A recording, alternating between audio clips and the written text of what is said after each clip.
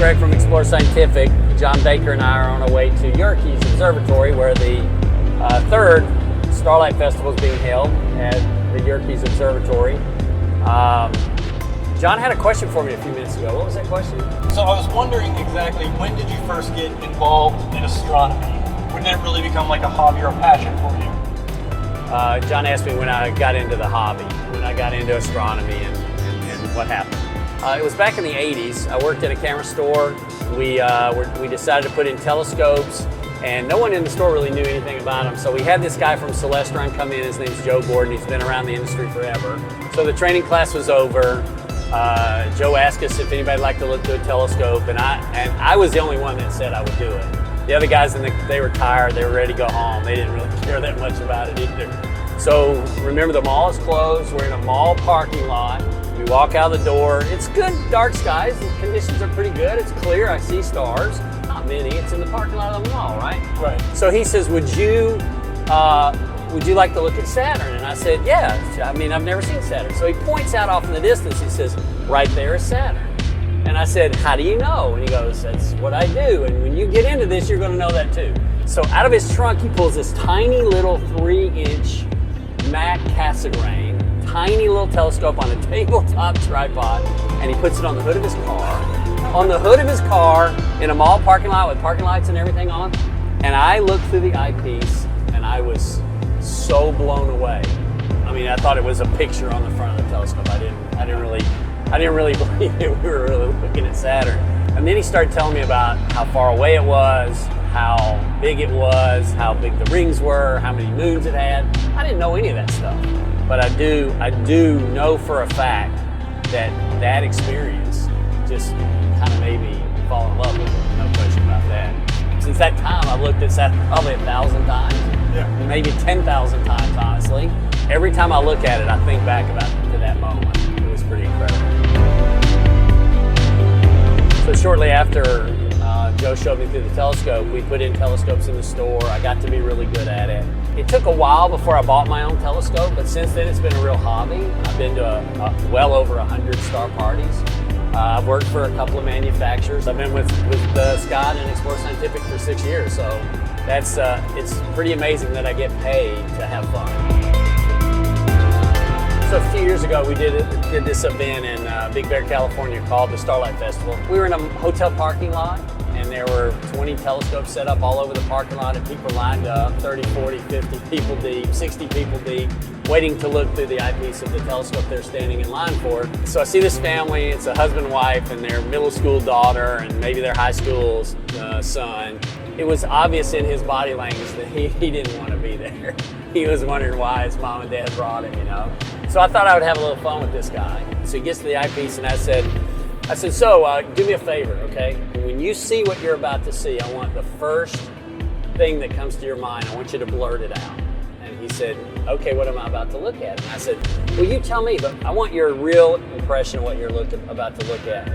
So he leans down in the eyepiece, and he's looking over the eyepiece, and immediately he says, holy shit. He did not. His mother standing behind him punches him in the shoulder, and she says, what's going on? And he goes, Mom, this is unreal. And I said, so what do you see? And he said, I guess it's maybe Saturn. I said, yeah, it's Saturn. I started telling him how far away it is, how big it is, how big the rings are, how narrow the rings are, how many moons it had. And he's all like intent on listening. So I tell him all this stuff, and then all of a sudden, I remember back like over 30 years ago, kind of the same thing happened to me in the mall parking lot. Whoa. At the camera store when Joe showed me through that little telescope. I was looking at the same thing, and the same sort of, I won't call it an epiphany, but it was a really cool experience and kind of hooked me into the hobby. And I think I may have actually done the same thing for this kid. About an hour later, his mom comes back and she says, I gotta thank you. I said, for what? She said, my son hasn't been this excited about anything in a long, long time. We've probably looked through 10 telescopes since we left your little telescope, and he actually asked us if we could get a telescope. It was really awesome. It was such a great feeling.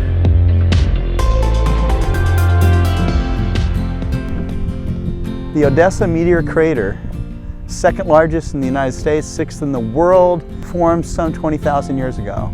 Iron meteorite believed to weigh 1,000 tons crashed in the earth southeast of the site. Impact was so great that 4.3 million cubic feet of rock was expelled or shifted, forming a cone-shaped crater 500 feet wide, nearly 100 feet deep. The body is thought to have been part of the solar system, perhaps the mythical planet between Mars and Jupiter. I like the mythical part. So this is supposed to be the second largest one in the U.S. Is Crater Lake? That's in Canada. A Crater No, Lake, it's in. I It's think in. is volcanic. You know, Is it? You're talking Oh, about yeah, the yeah. nuclear Okay. crater in Arizona. Oh, okay. The Barringer crater. Impact craters, I mean, it wasn't until maybe almost the turn of the century where scientists had come to the in general agreement that the Earth had been impacted by. So I wonder if it's right here. I mean, we're in it. There's the rim, right through there. So they think that the meteor's still buried in here. That's what Unlike they're in. Barringer crater, Barringer thought that he was going to find this giant iron nickel meteor buried down in the crater. So he dug and he dug and he dug, and he got all these investors to spend all this money to find it, because had they had found it, it would have been, with his calculation, they would have made millions and millions of dollars back then. But it turned out that another astronomer correctly predicted that the force of it hitting would have vaporized it, which did in fact happen. But they did find fragments of the meteor, and you could probably still find fragments. I bet so. Meteor around here. Would you come out here with a metal detector and, get lucky, I guess? Yeah. I don't know. But they said this was 150 feet deep, so I guess all this is soot and dust and dirt and stuff. That's Yeah, been in here sure. over Over 50,000 years. Well, it just goes to show you, the end of human civilization comes in about 50,000 to 100,000 years. It'll all be covered up, Crazy.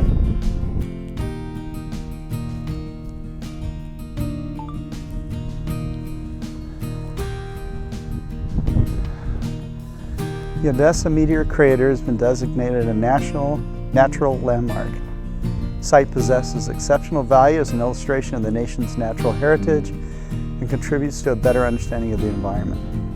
1965. Look at the outcropping over there. You can really see that. That's really extreme, right? Yeah, this really looks like an impact crater now.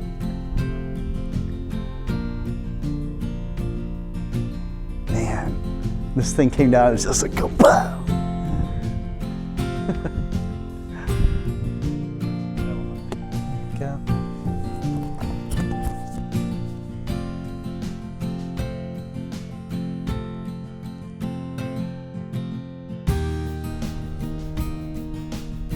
Oh look, Mercury, Venus, so they have a solar system. Earth,